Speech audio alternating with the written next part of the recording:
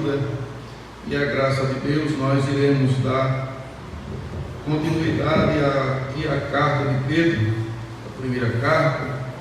Nós prosseguiremos nesta oportunidade para ministrar sobre o desejo de servir e de viver uma vida de santidade, de santificação. Isso é um assunto assim, e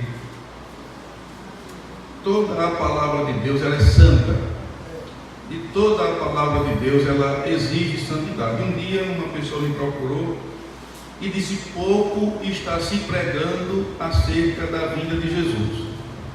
Ora, se a palavra de Deus, toda ela vem com este teor, ela vem com o objetivo de nos preparar. Nós podemos não estar dizendo Jesus está vindo, mas a palavra de Deus, irmãos, ela no todo, ela já exige-se que nós nos preparemos para a volta de Jesus, para a esperança da volta do nosso Salvador. Pode acreditar. Se nós todas as sextas-feiras pregássemos sobre a vinda de Jesus, quase ninguém queria mais ouvir. Cansados. Mas quando nós pregamos a Bíblia, nós pregamos que Jesus está voltando, porque a palavra de Deus, irmãos, ela já vem com este teor, com esta finalidade. E hoje nós iremos pregar nestes versículos, irmãos, com a ajuda de Deus, se der tempo, nesses versículos 13 a 16, que é como cristão, deveis ser santos em todo o vosso procedimento.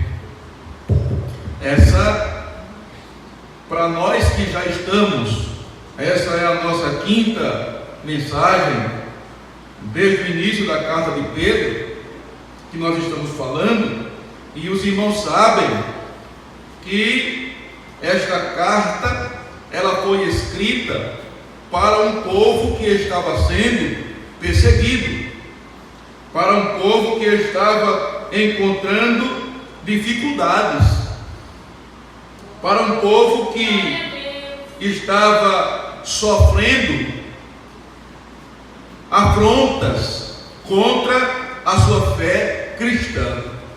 Era uma perseguição que ela também vinha para tirar a fé do crente. E quando Pedro estava falando aqui, ele estava exatamente se preocupando no viver completo da vida cristã, desde a sua fé até o seu modo de viver, seu modo vivente, a sua forma de viver o verdadeiro cristianismo. E, meus amados irmãos, o versículo de número 13 a 16, desse capítulo 1, ele fala do desejo, a beleza ou excelência de ser como o Deus Santo. É claro que a gente dizer assim, ser santo como Deus é santo, é como alguém diz, isso é muito forte.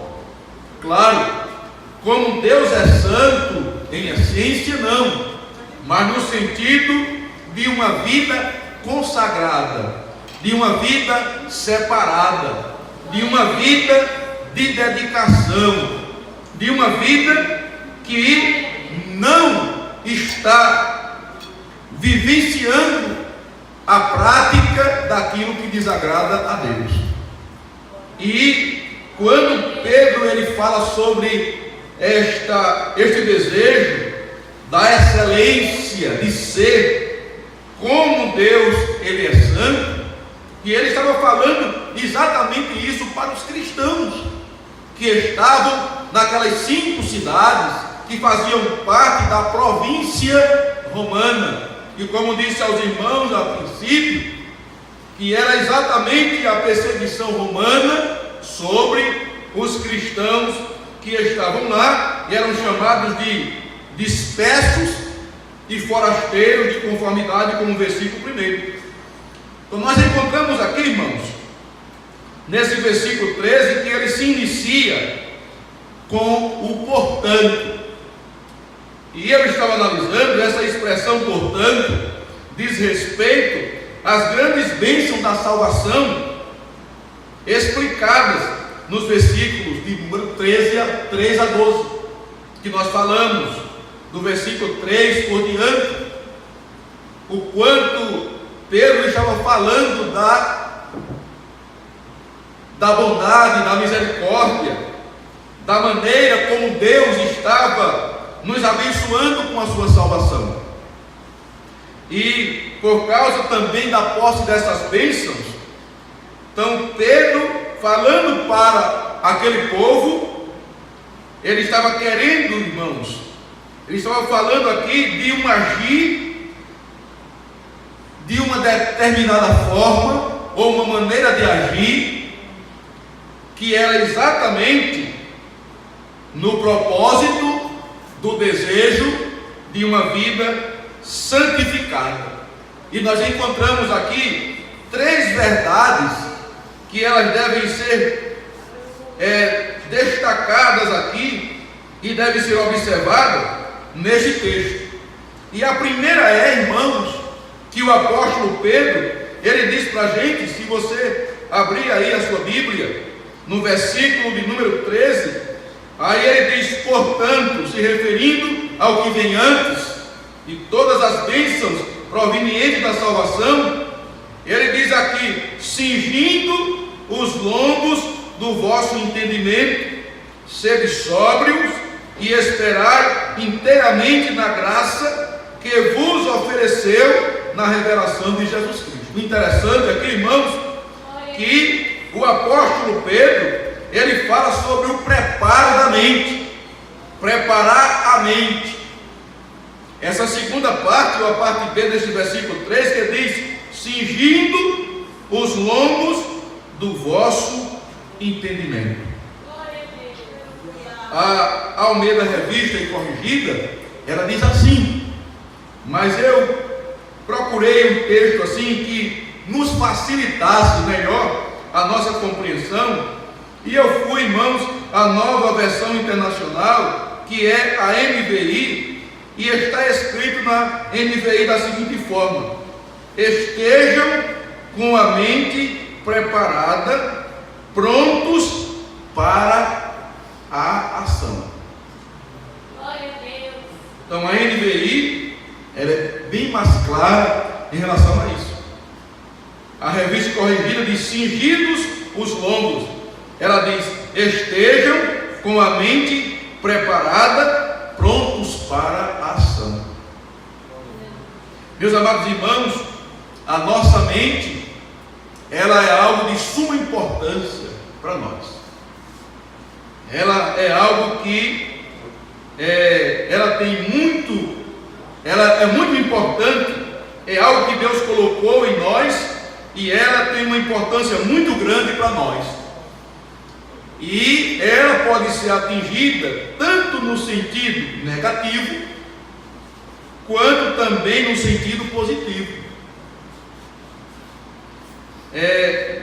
Pedro, quando ele diz isso, estejam com a mente preparada, pronto para a ação, ele quer dizer que ele está dizendo que nós estamos querendo, ou ele está querendo dizer, não permita que qualquer coisa atrapalhe o seu entendimento. Veja, Pedro, ele está querendo dizer que nós não devemos permitir que qualquer coisa atrapalhe a nossa mente, atrapalhe o nosso entendimento. Por incrível que pareça, ao nosso ver, algo bem pequeno, mas é algo pequeno que tem uma dimensão muito grande, que ela pode ser impedida, que ela pode ser atrapalhada, ela pode, irmãos, ser impedidas de receber as bênçãos de Deus, e ela pode, irmãos, estar está aberta para todos os males. É por esta razão que o apóstolo Paulo, ou o apóstolo Pedro, ele diz: estejam com a mente preparadas, prontos para a ação. Eu estava analisando isso aqui e fiquei preocupado, irmãos, por conta desta abertura que se possa ter, essa facilidade que se possa ter de ser atingida a mente. E a nossa mente, ela ser atingida, a sua mente ser atingida.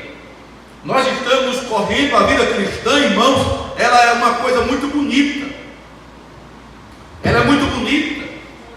Ela é tão bonita, irmãos, que muitas entidades, mesmo sem ser cristão, elas têm uma admiração pelo cristianismo.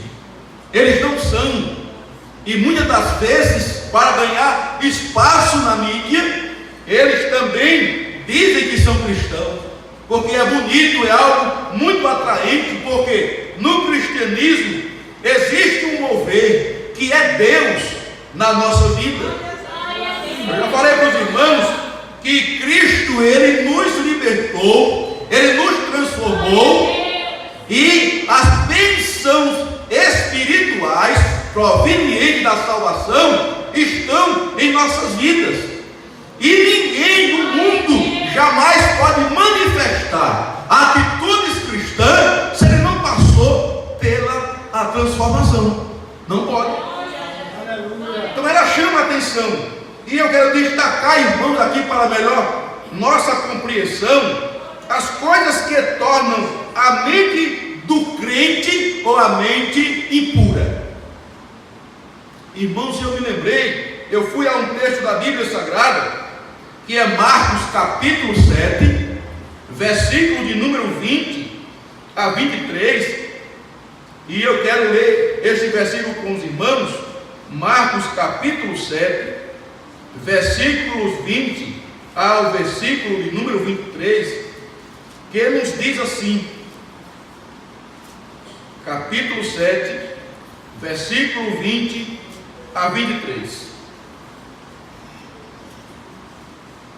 E dizia: o que sai do homem, isso é que contamina o homem. O homem aqui, irmãos, tem um sentido generalizado, abrange homens e mulheres. O versículo 21 diz: porque do interior do coração do homem saem os maus pensamentos, os adultérios, as prostituições, os homicídios, os furtos. Versículo 22, a avareza, as maldades, o engano, a dissolução, a inveja, a blasfêmia, a soberba e até a loucura. Todos esses males procedem de dentro e estes contaminam o homem. E isso me chamou muito a atenção, porque quando Pedro ele nos chama a esta responsabilidade, o desejo excelente, ou deveis desejar a beleza de seres como o Deus Santo. Claro que com certeza haverá uma guerra para que nós não nos tornemos santos como Deus é santo. Aparecerá certamente muitas coisas como estavam aparecendo na vida daqueles crentes que estavam lá nas províncias romanas. Eles também não deixam de estar conosco aqui. Nós temos isto tanto de ordem espiritual como também de pessoas físicas. Essas duas coisas, quando falta uma, a outra chega. Agora que ela sempre vem no sentido de destruir a nossa vida espiritual. Elas não vêm para dar saúde espiritual. E isso, irmãos, me chamou muito a atenção. E eu coloquei aqui o corpo do crente e os males internos. Os males internos. Diz que Jesus aponta o coração como a fonte dos sentimentos, aspirações, pensamentos e ações dos homens. Ninguém vê. Como eu coloquei aqui, o corpo do crente e os males internos. Quando, na verdade, isto aparece, aí vem exatamente as manifestações. Mas a nossa mente é um campo que exatamente pode se tornar a fonte dos sentimentos, aspirações, pensamentos e ações dos homens. Segundo, essa fonte é também a fonte de toda contaminação moral e espiritual. Marcos cita 12 pecados que brotam no coração.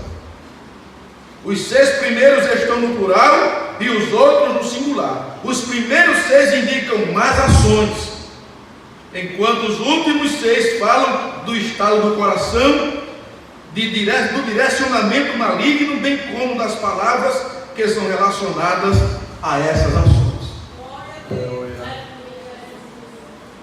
Existem coisas que acontecem e o ser humano nunca deixou de querer justificar a sua culpa.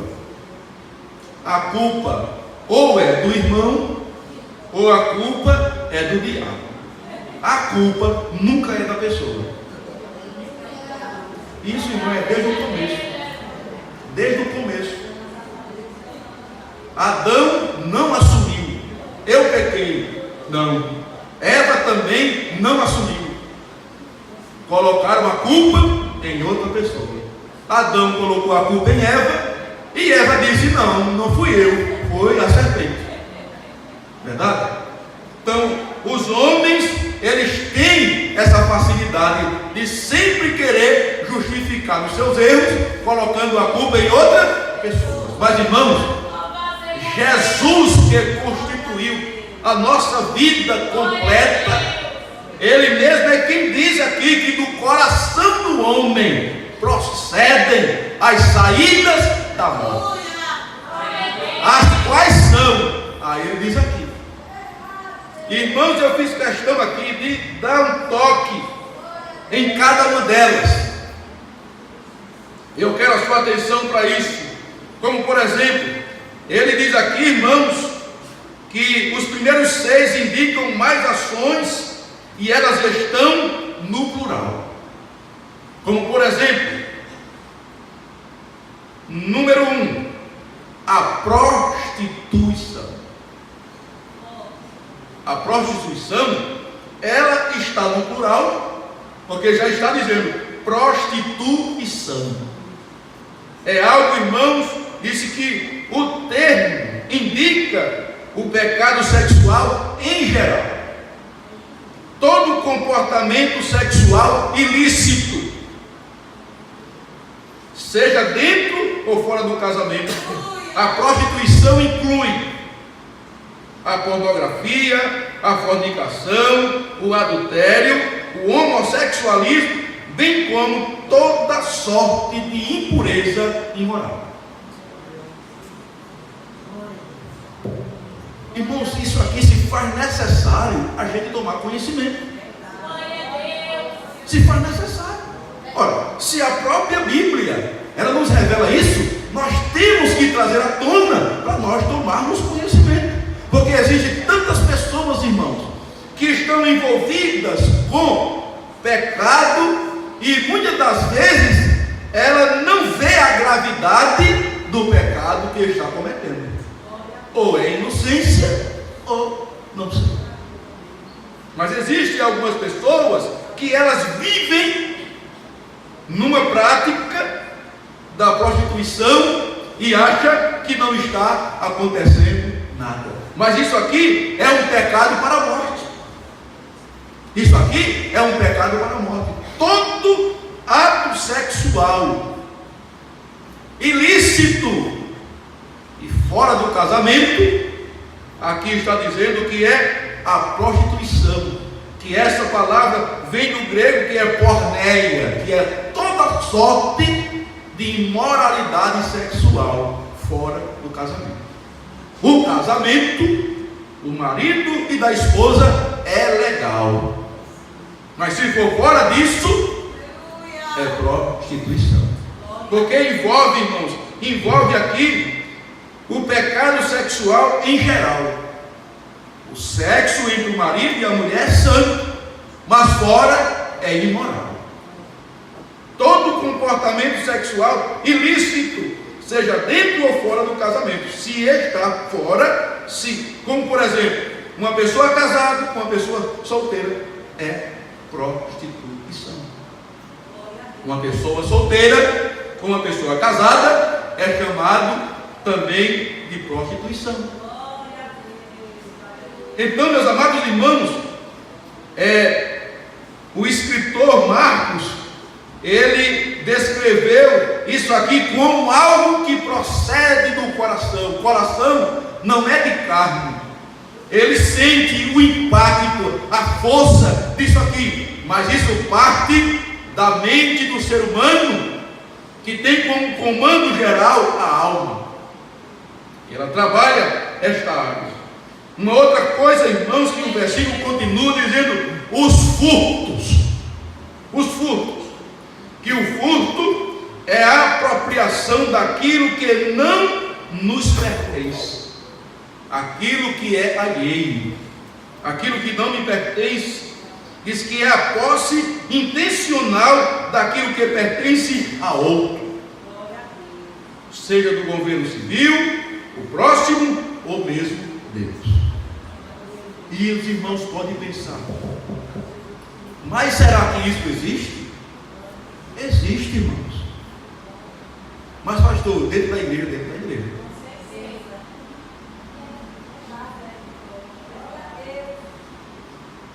nós estivemos em lugar, irmãos, pessoas dentro da igreja, e nós conhecíamos ela, e ela roubava dentro da igreja.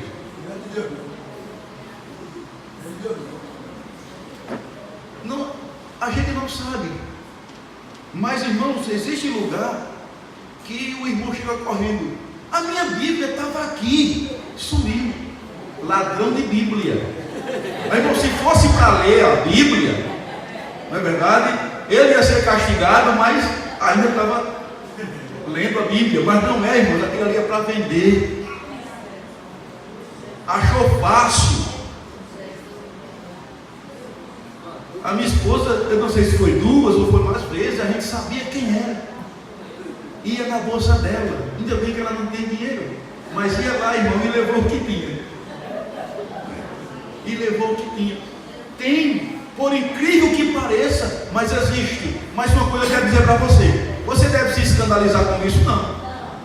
Irmãos, as pessoas que andam erradas, nesses últimos dias, a casa de Pedro, ela diz que o julgamento de Deus, ele começa pela sua casa. Agora, lá para fora, ela vem com uma rigidez maior, porque aqueles que estão aqui nessa prática, ou aqueles que estão dentro da igreja com esta prática, eles ouvem a palavra de Deus, e ouvindo, tem a oportunidade de se arrepender. E se não tiver a coragem de se arrepender, aí o que é que acontece? Aí aparecerá.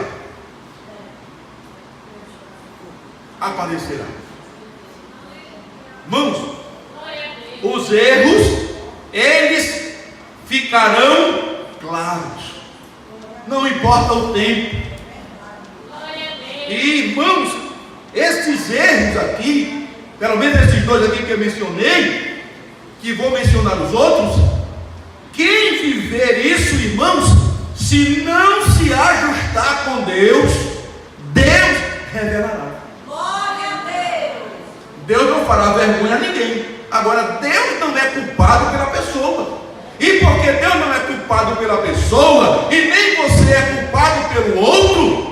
certamente, para que as coisas se tornem claras, a revelação. Se não vamos dizer, culpado foi ele, culpado foi ela, não, culpado foi a pessoa. Por isso é tempo de se ajustar. Desejais a beleza de seres como o Deus é santo, ou como Deus é santo. Desejai. Isso aqui é santidade, é santificação. Outro ponto, irmãos: os homicídios diz que inclui tanto o ato quanto o desejo de tirar a vida do próximo. Esse pecado inclui tanto o ódio quanto o assassinato. E a gente fica pensando: será que isso tem na igreja? Onde tem gente, onde tem mente funcionando, pode ter isso. Agora, uma mente renovada, quando isso chegar, ela diz: sai, desapareça. Pode chegar. Que vontade de matar. Sai dele e sai dela. Verdade?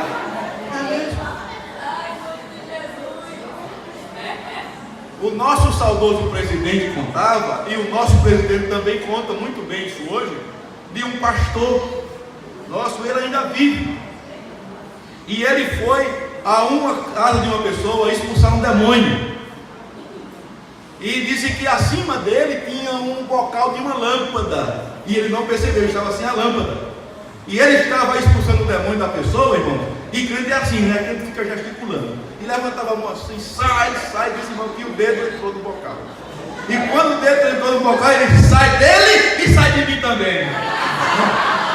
Então tem coisa que a gente, irmãos, tem que dizer assim mesmo. Aí uma Rosinha viu, contando já, né?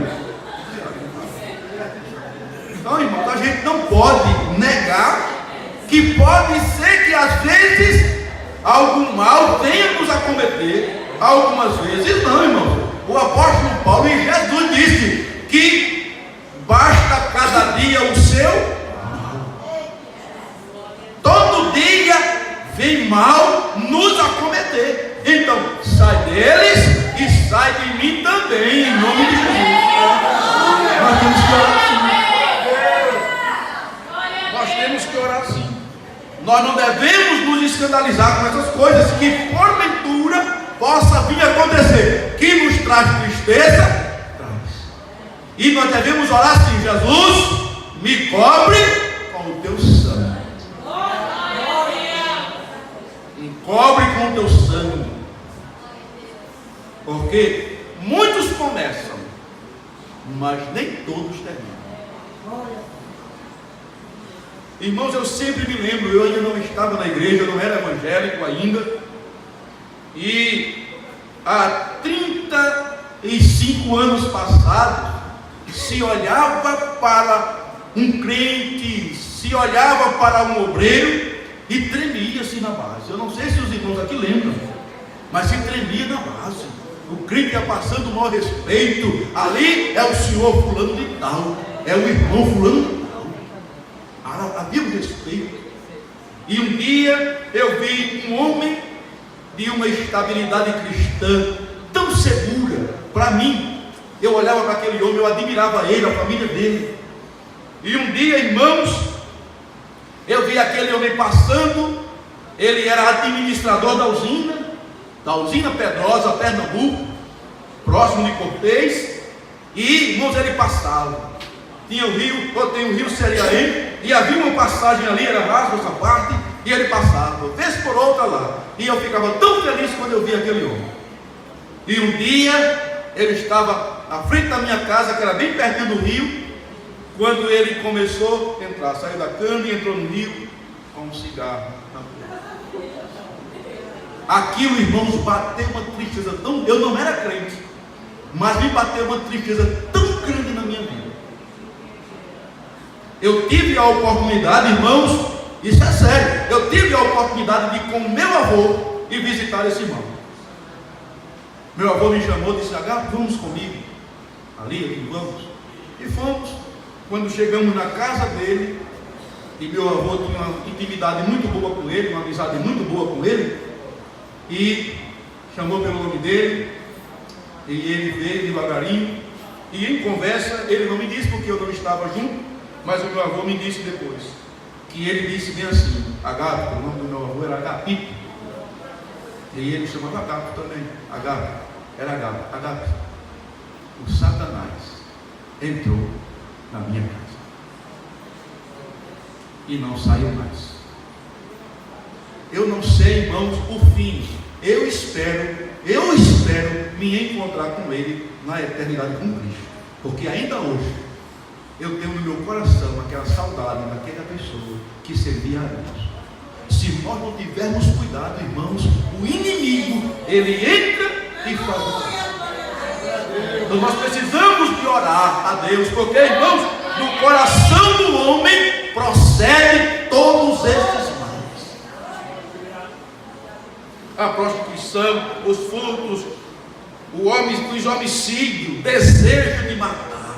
Se eu pegar, eu despedaço, eu molho todinho de dente, eu acabo com ele, eu acabo com ela.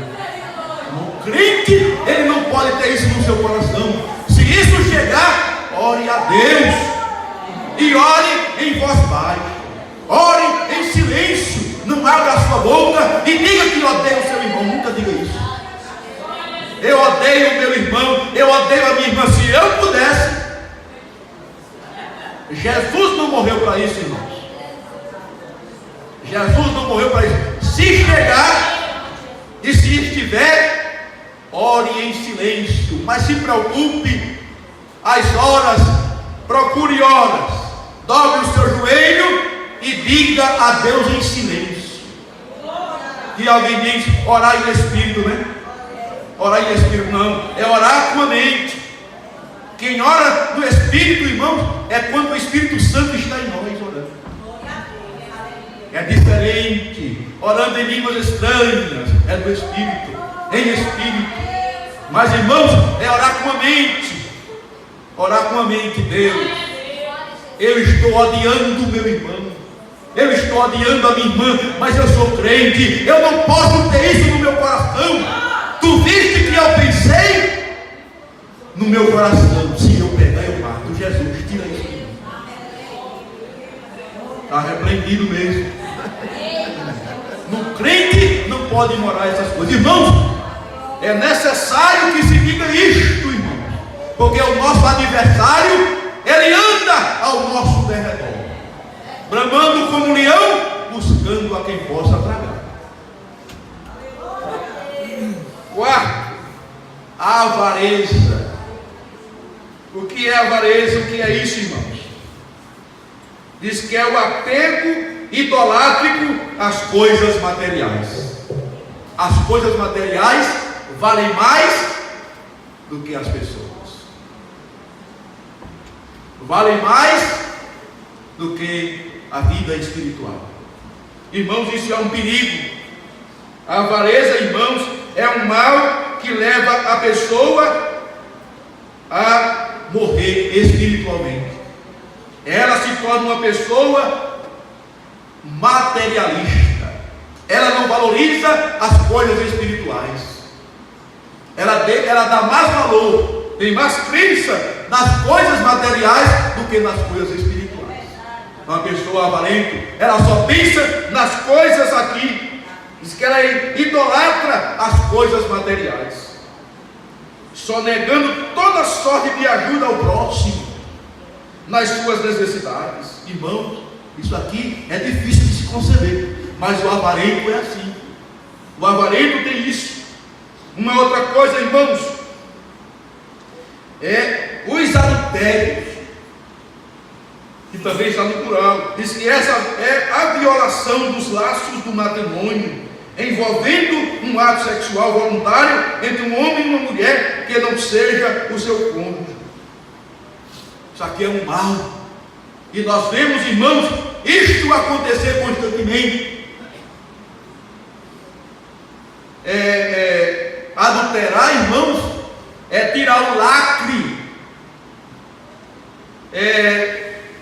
daquilo que é verdadeiro, daquilo que é original. É tirar a originalidade de um pacto, de algo que foi feito com toda a sinceridade de coração. Então, irmãos, isso aqui também são ações pecaminosas que procedem da mente do ser humano. As malícias. Existe também, irmãos, o dolo. O que é o dolo? O dolo pode ser definido como artimanhas do engano. Dolo significa fraude, má fé, maquinação. Alguém que pensa, que se prepara friamente para cometer algo de errado. Ele se prepara, ele se organiza para fazer algo de errado. É algo que também pode acompanhar. Irmãos, também tem a lascívia. O que é lascívia? Diz que é o impulso pecaminoso como luxúria e licenciosidade. E o que é a luxúria e a licenciosidade? A luxúria, irmãos, é uma emoção de intenso desejo pelo corpo. Tem muita gente morrendo por conta da maior preocupação pelo seu próprio corpo. Tem pessoas, irmãos, não é deixar de cuidar. Não é deixar de cuidar de si. Precisa se cuidar de si, precisa, é necessário sim. O bom humor permite que as pessoas se cuidem. Cuide de si. Agora, uma preocupação exagerada, como se o único valor fosse esse. Eu coloquei aqui, tem muita gente, irmãos, que está morrendo. E nós vemos na televisão pessoas que estão querendo mudar a sua estrutura física.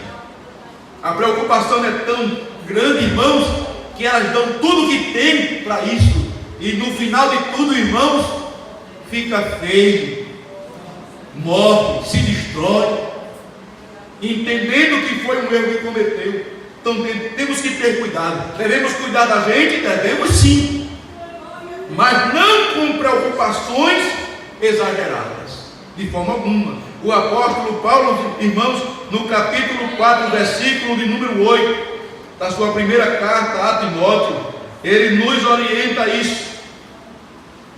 1 Timóteo capítulo 4 e o versículo 8 nos diz assim: porque o exercício corporal para pouco aproveita.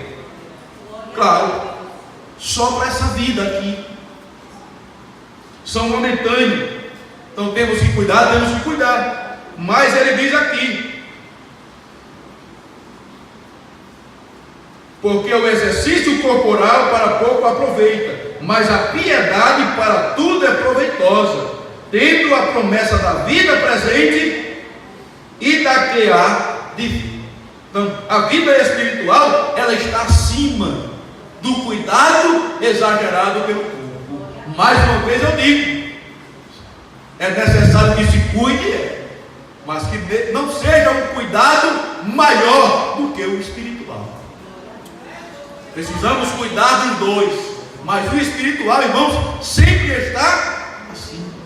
Jesus disse que nós devemos amar ao pai e à mãe, e ainda deu promessa para a gente.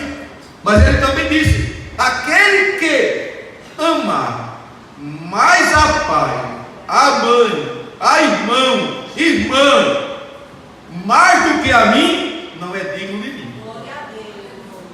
Tem que se amar o pai e mãe, tem que se amar, mas a Deus tem que ser maior, tem que ser dobrado. A Deus tem que ser o melhor, da melhor forma. Ele é o nosso Pai por excelência. Ele é o Pai que cuida dos nossos pais e cuida de nós também. Então ele não está eliminando. Agora, o lugar de Deus é o primeiro. Em primeiro lugar, Deus. E meus amados irmãos, tem a luxúria, que é o cuidado exagerado pelo corpo. E a licenciosidade diz que é aquele que age sem disciplina. É aquele que não tem regra. Ele vive sem regra. É uma pessoa depravada. É uma pessoa que não tem domínio. É uma pessoa, irmãos, sem regra, sem disciplina, sem controle. E com isso aqui, nós precisamos analisar a nossa vida. Tudo isso aqui, irmãos, Deus está nos chamando mais para perto dele. Outra coisa, a inveja. Lá fora todo mundo já sabe, diz assim, a inveja mata, e mata mesmo. A inveja é triste, irmão. Diz que a inveja é o desprezar de ver uma pessoa possuir algo. Tem um versículo que Tiago escreveu dizendo: alegrai-vos com os que se alegram. Mas nem todas as vezes é assim. A Bíblia diz isso porque, na maioria das vezes, a tristeza do coração pela alegria do irmão e da irmã. A pessoa nem vai para a festa dele. A pessoa fica em casa ou vai para outro lugar. Eu não vou. Eu não vou não. Porque ela está sentindo no coração inveja. Porque ela fez o que, irmãos? Ela desprezou. Ela não se sentiu feliz com a bênção, com o bem que a outra pessoa recebeu. Mas, irmãos, tem pessoas que são muito tentadas nessa área. E por que não dizer, irmãos? E por que não dizer que isso atinge a maioria das pessoas? Eu vou dizer 99,9,9999.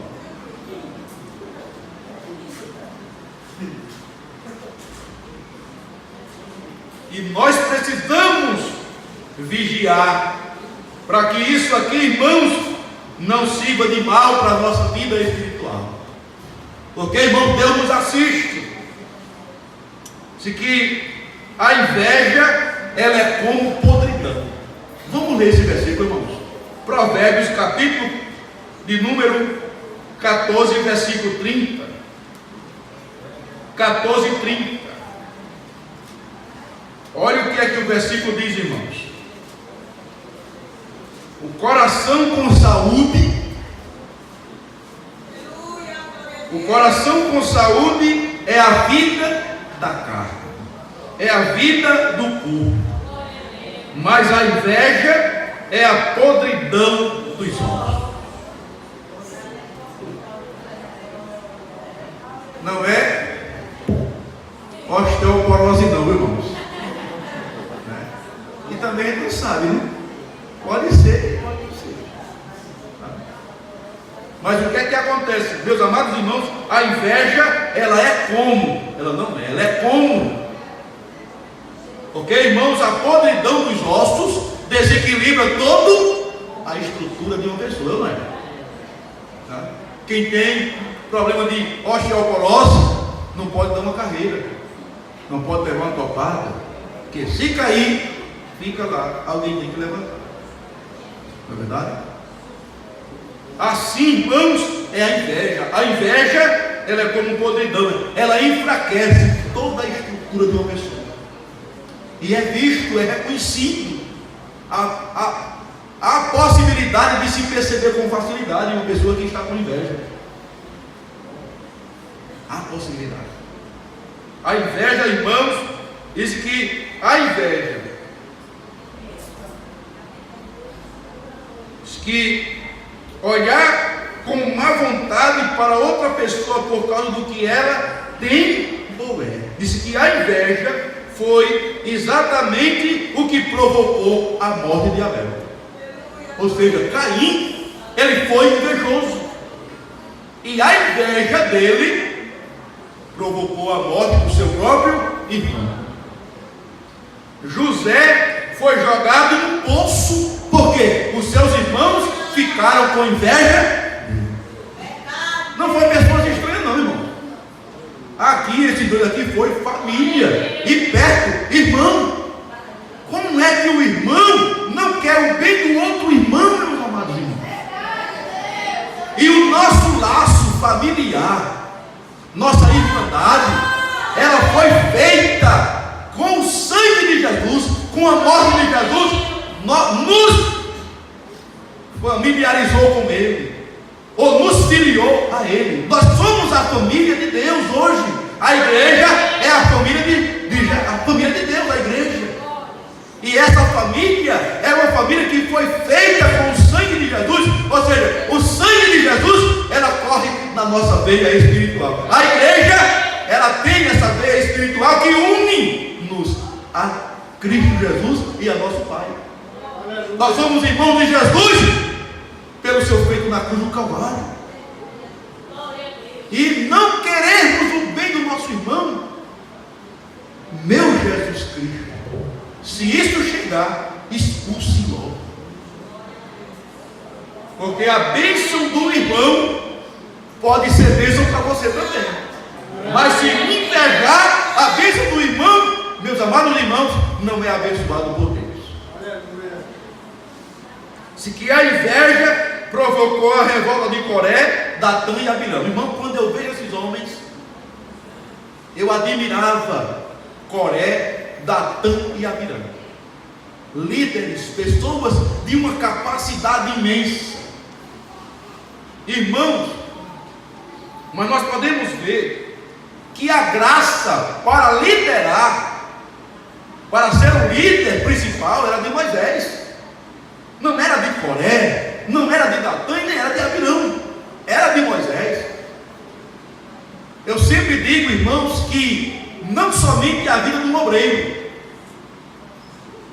estava pensando essa semana, mas a vida de todo cristão, ela é pautada pela submissão.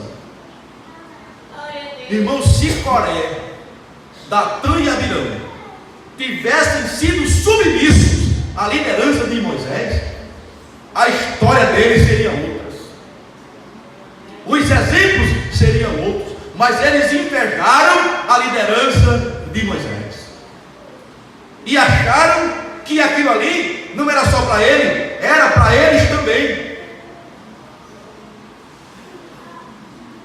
O que é inveja, irmãos, é o desprezar de ver uma pessoa possuir algo. Então eles não estavam se sentindo bem com a liderança de Moisés. Irmãos, eu disse para os irmãos que 99,9999, irmãos, há tentações nessa área, de nós não nos sentimos bem com o que alguém possui. Mas você pode resolver esse problema, é pedindo graça a Deus, para dizer assim: Deus, eu aceito, foi o Senhor que fez, e o Senhor fazendo está bem feito. Eu vou me submeter a isso, e a sua vitória, ela é certa. A vitória, irmão, do crente que é submisso à vontade de Deus, irmãos, com certeza ela será de bênção para a sua vida.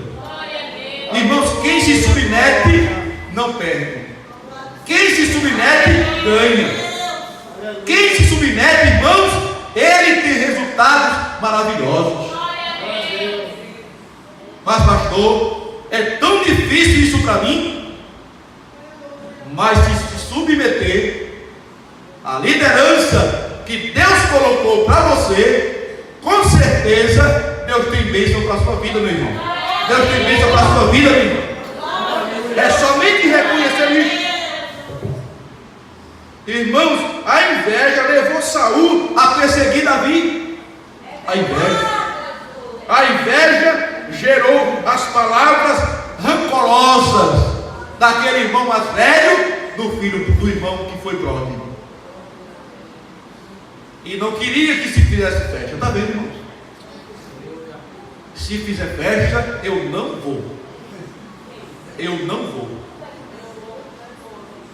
Olha, Hoje é ele, amanhã é você. Vá para o dele com alegria, vá. Vá para o dela com alegria, vá. E amanhã ela vai para você. E vai lhe dar um presente bem grandão de alegria. Ah, minha irmã, eu estou tão alegre com a tua bênção. Ah, meu irmão, eu estou tão alegre com a tua bênção.